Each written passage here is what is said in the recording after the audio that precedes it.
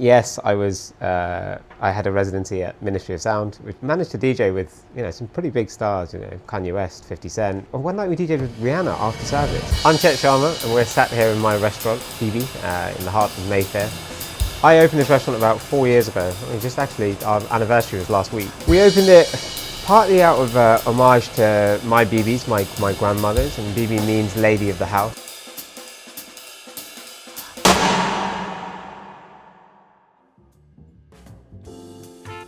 Designing the restaurant was is a real labour of love. As you'll be able to see across the space, we took things from my grandmother's houses and inspiration from their pashminas and shawls. So the back of the bar stools, for example, they're all lined with a specific fabric made to mimic one of my grandmother's shawls. The beaded curtain at the back is actually from my grandmother's farmhouse in Haryana. Even the curtain, so everything here is super personal, including the lovely piece of artwork that we have as you first walk in, which is by an artist called Laura Wickstead. It's called Mother, and was based on the side profile of my grandmother, so it's a nice commission piece, and it really tells the story of the restaurant overall. In terms of the menu, it's definitely not your BiBi's cooking. It's a much more modern approach, but still retaining everything that my grandmother's taught me in terms of sourcing ingredients, locality, provenance, and putting that at the front and centre of every menu we write here. I'm not really sure where the attention to detail came from. I've kind of been like that my entire life. And so anything we approach, whether it's the design of the restaurant, the menu, my academic background, it was always about really paying fine attention to every single element of every piece that we work on. So I'm not really sure how it came about, but I just know that it's the devil's in the detail, as they say. And so we like to focus on that as much as possible.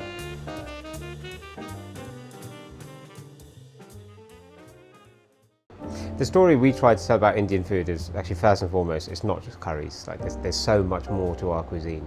And actually, I think one of the big things that it kind of accidentally happened early on. When we first opened, people said, "Oh, it's amazing, like I feel so light when I leave this restaurant. Like full, satisfied, but light. Like I can go out for a drink afterwards." Whereas I think so many experiences, we got stuck in sort of a curry house mentality for so many years when it came to Indian food, that people felt like it's this big blowout where you feel horrible afterwards and like super spicy, and actually, believe it or not, Indian people eat Indian food every day, and you can't feel like that every day. So we take a much lighter approach. That doesn't mean that our food can't be decadent at certain times, and we use amazing ingredients, and when you have something like Wagyu on the menu, like there is no way to not make that feel gluttonous in the best possible way. But we also then will make sure that we've got real balance in terms of brightness with not just the quality of ingredients, but there's always a couple of like cold or raw fish dishes on the menu. There's a lot of seafood on the menu here.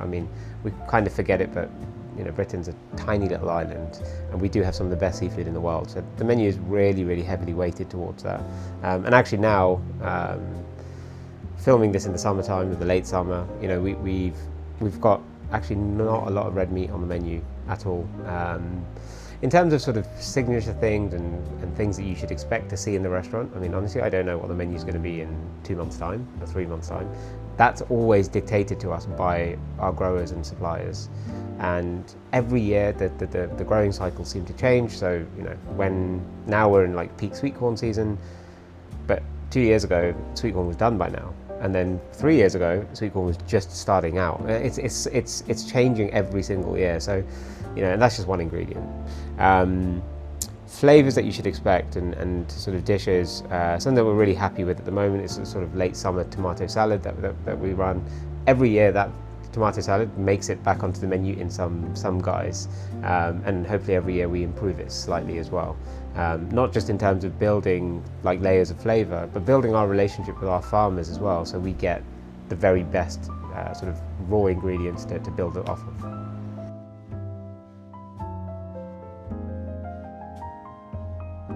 I get asked the question quite a lot, how I went from the sciences into cooking, and honestly I should have a better answer by now, but I really don't.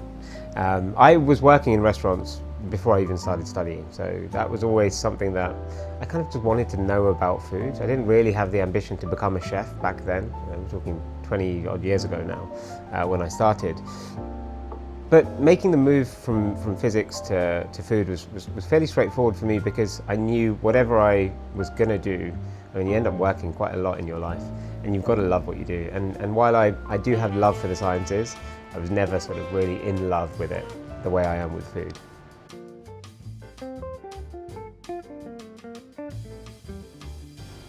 I've been really lucky to work in restaurants sort of all over the world, and especially within Europe. San Sebastian and working at Mugaritz was quite informative, both as a chef but also as a leader. I mean, I think you take things away from every place that you work, every place you spend time in. Even now when I travel for fun and leisure, you kind of take little elements and you see things that you might want to bring back home and bring into the restaurant. With San Sebastian in particular, and with Mugaritz, the leadership there, the way they looked after their team was second to none. It's for that reason the best restaurant I ever worked in.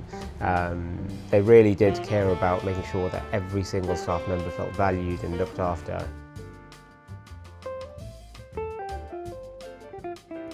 I think finding inspiration from travel is super important. And I recently went to Malaysia, nothing related to work, just a proper break. But you spend time in, of course there's a big Indian community in Malaysia, and so there were things that were like a direct parallel. But even little things like how they have these traditional pai tea tarts in Malaysia, especially in Penang. And then you can sort of bring some of those elements. I actually brought some of those molds back with me, smuggled them back in. We now feature it on the menu in its own way. It can be elements of like one ingredient that you think is interesting, or one flavour profile that works. Our food here is, yes, geographically bound by being Indian, but actually India's quite a big country, so there's lots and lots of different things. Even, a certain type of citrus that grows in India or is indigenous to India, but they use a lot in Malaysia, we'll bring that sort of inspiration back to the restaurant. Also, in terms of looking for inspiration, it's not just about food and ingredients. Sometimes it can just be about hospitality, about a little service touch point. I was in New York recently for a pop-up. There's this great pizza place that I love in New York. Every time I go, I make sure I go to L'Industrie. Big shout out to them. And they have a bottle shop next door.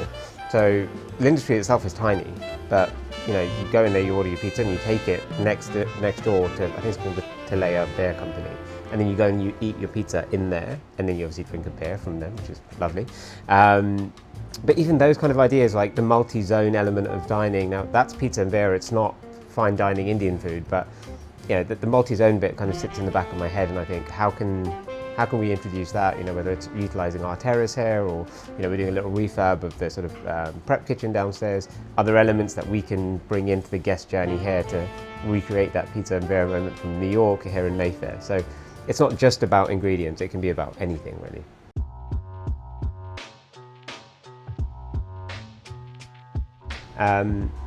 Okay, so on the DJing.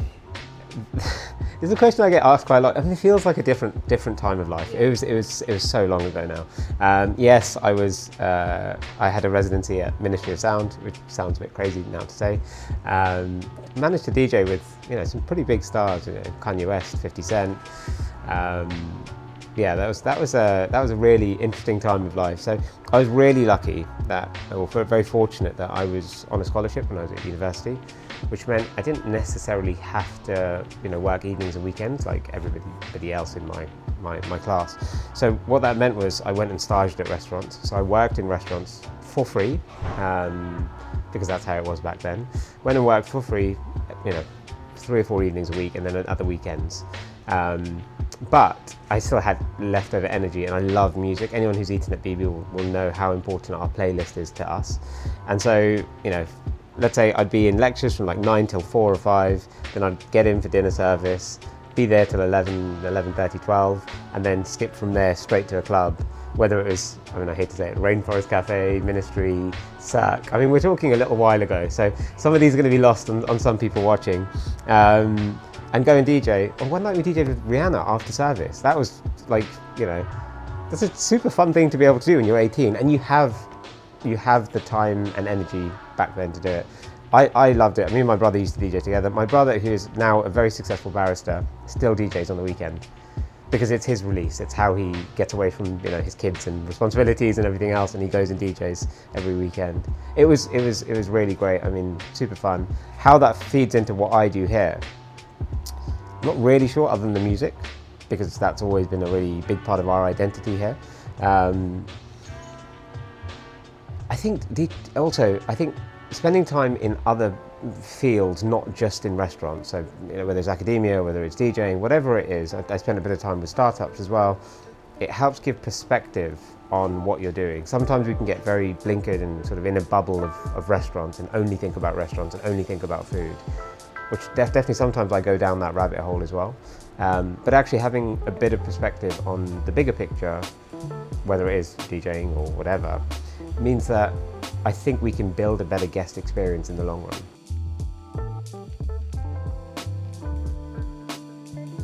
The playlist here is super fun. So we have a lunchtime and a dinner time playlist, which are constantly evolving. So every Friday I try and carve out about an hour in the morning on Friday to just get my headphones in, listen to music, use like Spotify's algorithms to see what might be recommended off what I've listened to in the past, and sort of build the playlist every week a little bit. During the day it's much sort of it's much softer, so you have like some classic 80s R&B and like little bits of soul and funk, and some what I'd call like poetic rap, so people like like Gangstar and Lupe Fiasco and that kind of thing. And then in the evenings it's a bit more energetic.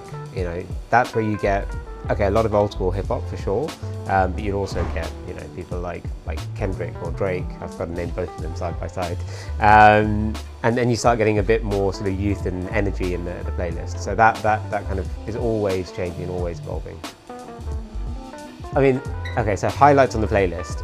The playlist is at last check the dinner playlist now is 28 hours long. So you don't really hear the same song again in a week sort of thing. Highlights.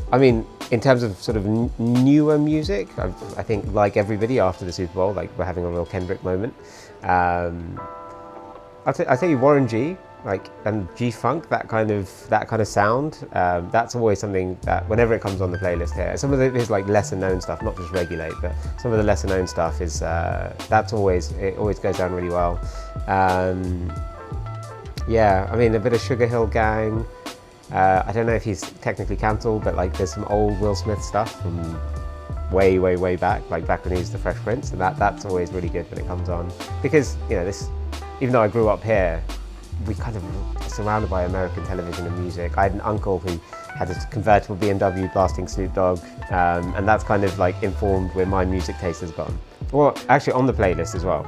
So we give our business card to every guest who comes into the restaurant. It's in the billfold, and it has a QR code to our playlist. And a bit of feedback we had in the early days, because people would be listening to it on the school run in the morning, is to make sure it's fully PG. So that's something that I wouldn't necessarily think of. I don't have children. It doesn't bother me if there's a curse word in a song, but that's the kind of thing that we're always trying to get feedback and understand what the guest wants from us.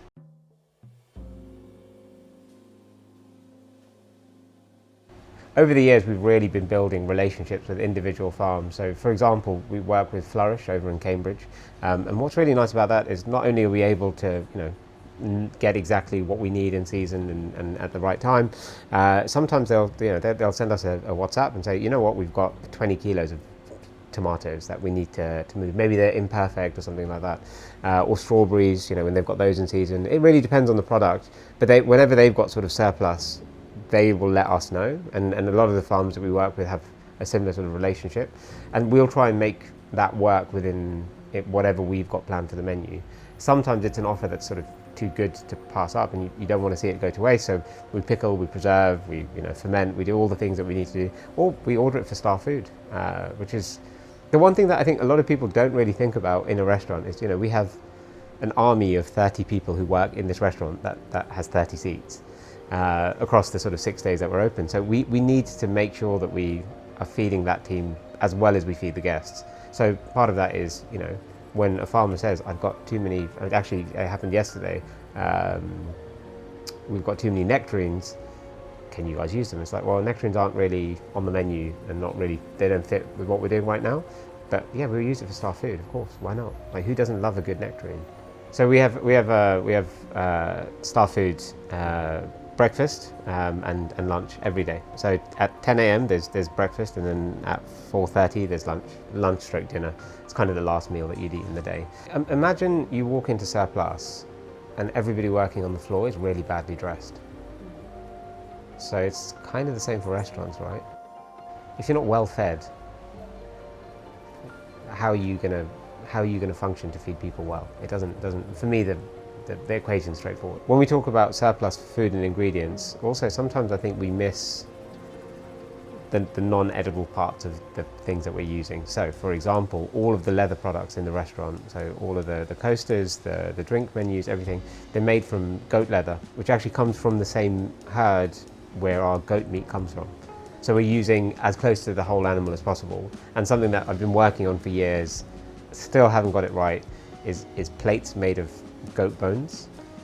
Because the idea is then you have a course which is like goat on goat with goat leather and goat and goat and goat everywhere. Weirdly, fine bone china only made of chicken bones these days.